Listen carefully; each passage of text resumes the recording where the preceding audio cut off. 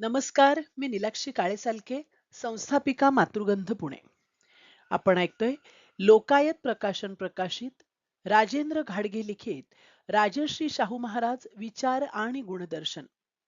मला प्रतिष्ठित लोकांची संगत नको. शाहू महाराजांचा राज्याभिषेक सोहळा संपन्न झाला आणि शाहू महाराजांनी लगेचच आपल्या संस्थानाच्या कारभाराला सुरुवात केली. अगदी सुरुवातीलाच त्यांनी संस्थांच्या कामकाज पद्धतीमध्ये महत्वाचा बदल घडवून आणला. त्याचाच एक भाग म्हणून शाहू महाराजांनी पूर्वीचे राजप्रतिनिधी मंडळ बरखास्त केले. त्याऐवजी म्हणजेच प्रशासकीय मंडळ स्थापन केले. जुन्या मंडळातील भ्रष्ट, एककल्ली व हुकूमशाही करणाऱ्या कारभाऱ्यांच्या जागी महाराजांनी नव्या दमाच्या आणि उमद्या लोकांची निवड केली. त्या अनुषंगाने शाहू महाराजांवर लगेचच टीकेची झोड उठली. परंतु शाहू महाराजांना लाळघोटे आणि स्वार्थापोटी लुडबुडणारे लोक अजिबात पसंत नव्हते. विशेषतः स्वतःला उच्चवर्णीय समजणारे आणि सुटाबुटात वावरत स्वतःचाच टेंबा मिरवणारे लोक तर त्यांना अजिबात पसंत नव्हते. गोरगरीब प्रजेची कामे तत्परतेने व निष्ठेने करणाऱ्या लोकांना शाहू महाराजांनी प्राधान्य दिले. तरी सुद्धा काही प्रशासकीय अधिकारी शाहू महाराजांच्या वागण्या बोलण्यावर नाखुश असत. याचे कारण म्हणजे महाराजांचे उठणे बसणे हे सुटाबुटातल्या माणसांपेक्षा अधिकतेने गोरगरीब, अस्पृश्य व अगदी हलक्या जातीच्या म्हणजे ढोर, चांभार, महार, मांग, फासेपारधी लोकांच्यातच होत असे. रानावनातील हे लोक गरीब असले तरी प्रामाणिक होते. शाहू महाराजांना तेच जास्त आवडत असे. अशा लोकांकडे जाऊन शाहूराजे त्यांच्या हातची भाजी भाकरी सुद्धा खात असत. मात्र शाहूराजांचे हे असे वागणे अनेक कारभारी व सरदार लोकांना पसंत नव्हते. विशेष करून शाहू महाराजांच्या सोबत काम करणारी जी मंडळी असत त्यांना तर ही गोष्ट बिलकुल आवडत नव्हती. परंतु शाहूराजांच्या समोर त्याबाबत बोलण्याची कुणाचीही हिंमत होत नव्हती.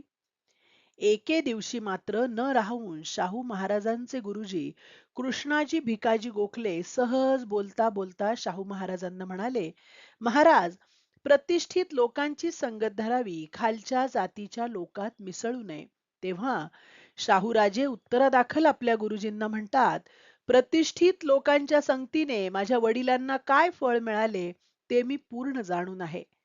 ज्या दुर्गुणाने माझ्या वडिलांच्या अत्युत्तम शरीर संपत्तीची राख रांगोळी केली, त्यांचा संपर्कही मला होऊ न देण्याचा मी निश्चय केलाय. मला प्रतिष्ठित लोकांची संगत नको आणि त्यांचे प्रतिष्ठित दुर्गुणही नको आहेत.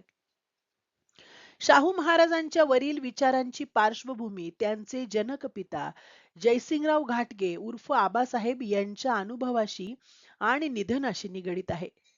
जयसिंगराव घाटगे हे करवीर संस्थानचे पॉलिटिकल रिजंट म्हणजे राजप्रतिनिधी म्हणून काम पाहत होते.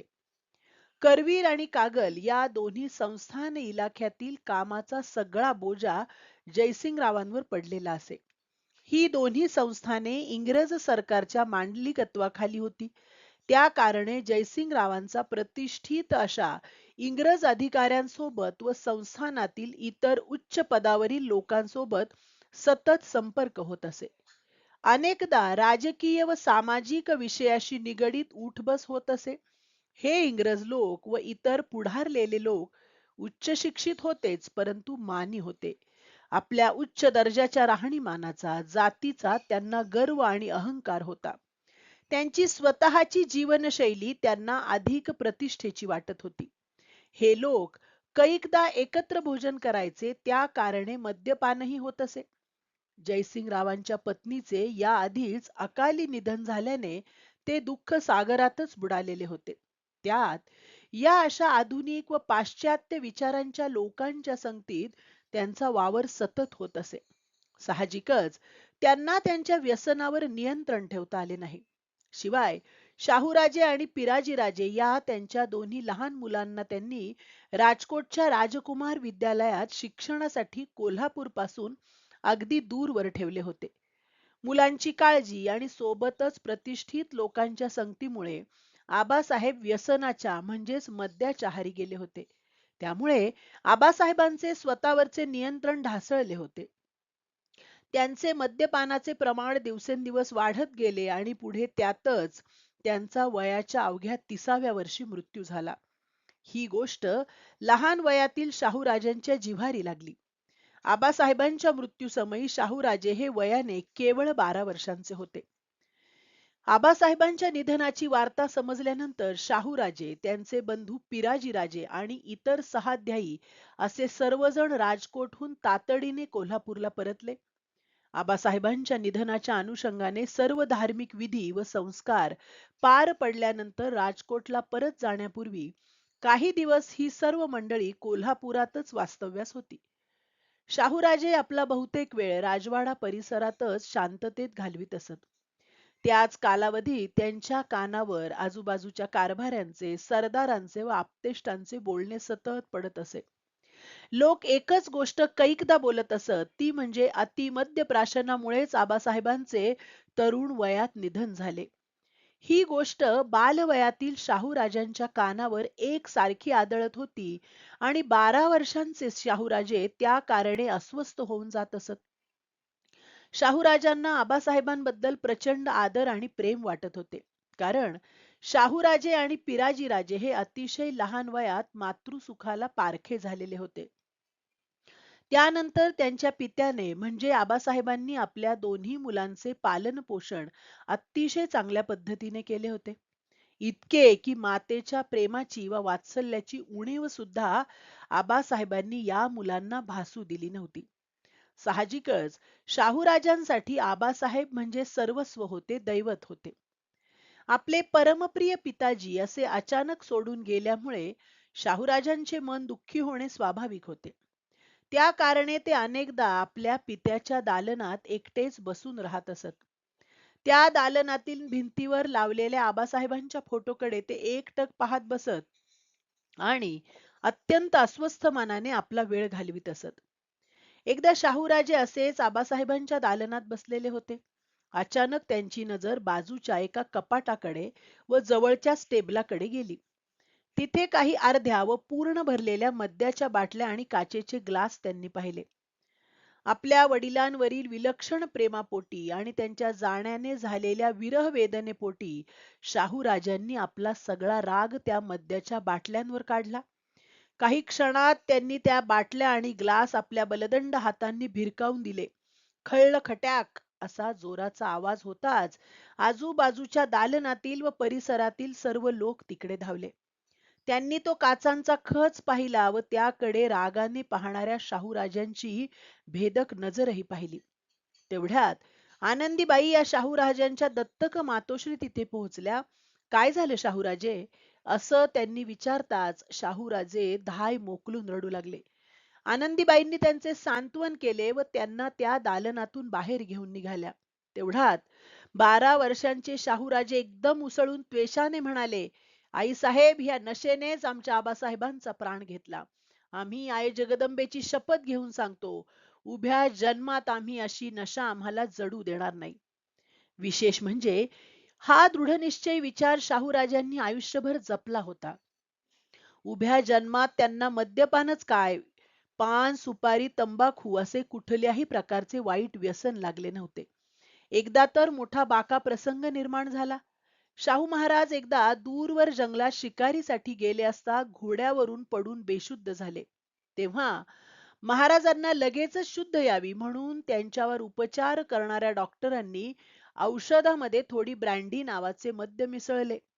तेव्हा त्या ब्रँडीच्या नुसत्या वासाने शाहू महाराजांना शुद्ध आली आणि मग त्यांनी त्या डॉक्टरला रागानेच जाब विचारला की हे तू काय करीत होतास. तेव्हा भीत भीतच ते डॉक्टर म्हणाले, हुजुरांना जरा लवकर शुद्ध यावी म्हणून थोडी ब्रँडी औषधामध्ये मिसळली. त्या डॉक्टरच्या बुद्धीची कीव करीत शाहू महाराज त्यास म्हणाले, अरे, ह्या असल्या नशेनेच आमच्या आबासाहेबांचा अंत झाला. हे तू विसरलास काय? आणि एकदा का माझ्या शरीराला ह्याची चटक लागली तर माझ्या जन्माचं ती वाटोळ करील. माझ्या वडिलांचे या दारूने काय केले हे मी कदापि विसरणार नाही. स्वतःचे आयुष्य घडविताना स्वतःच किती संयमाने व आत्मनिर्भरतेने जगले पाहिजे याचे उत्तम असे उदाहरण शाहू महाराजांनी स्वकृतीने घालून दिले होते. संयम आणि आत्मनिर्भरतेचा विचार शाहूराजांनी स्वतः जतन केला होताच, परंतु त्यांनी तो मोठ्या आत्मनिर्भरतेने अंमलातही आणला होता. शाहू राजांचे व्यक्तिमत्व हे प्रेरणादायी का आणि कसे होते हे देखील आपण आज त्यांच्या या कृतिशील अनुभवातून शिकता येते. सध्याच्या काळात मद्यप्राशन किंवा व्यसनाधीनता ही एक खास जीवनशैली मानली जात आहे, जे अत्यंत दुर्दैवाचे आहे. या अविवेकी विचारामुळे अनेकांचा वेळ, पैसा, संपत्ती इत्यादीचा अपव्यय तर होतोच, परंतु मद्यप्राशनामुळे व वाईट व्यसनांमुळे कित्येकांच्या चारित्र्याची आणि आयुष्याचीही वासलात लागताना दिसते. त्या अनुषंगाने विचार केला असता कितीतरी लोकांचे संसार आणि जीवन उद्ध्वस्त झालेले आपल्याला पाहायला, ऐकायला आणि वाचायलाही मिळते. अशा वेळी आपल्या मोहमयी मनावर आपण ताबा ठेवायला शिकलं पाहिजे. मोह आणि संयम ही मानवी मनाच्या अवस्थेची दोन टोकं आहेत. संयम ही गोष्ट चांगल्या मनुष्याच्या आत्मज्ञानाचे दर्शन घडवते, त्याचा आत्मसन्मान वाढवते. तर क्षणभराचा मोह आपल्याला अपयश आणि मरण यातनांच्या गर्तेत लोटून देतो, की ज्यातून आपली सहसा सुटकाच होत नाही.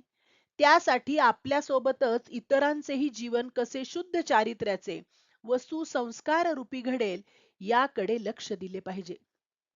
शाहू महाराजांचे दृढनिश्चयी विचार आताच्या तरुण पिढीला प्रेरणादायी ठरल्याशिवाय राहणार नाहीत असे खात्रीने वाटते. पद, प्रतिष्ठा व पैसा यापेक्षा आपली शरीर संपदा, मनाचे आरोग्य आणि कौटुंबिक जिव्हाळा हा अतिशय मूल्यवान आहे. हे सुद्धा शाहू महाराजांच्या आचरणातून आणि विवेकी विचारातून सिद्ध झालेले आपल्याला पाहायला मिळते. शाहू विचारांचा हाच वारसा आपण पुढे चालविण्यासाठी कटिबद्ध आणि वचनबद्ध राहूयात, हीच अपेक्षा या निमित्ताने व्यक्त करावीशी वाटत आहे. धन्यवाद.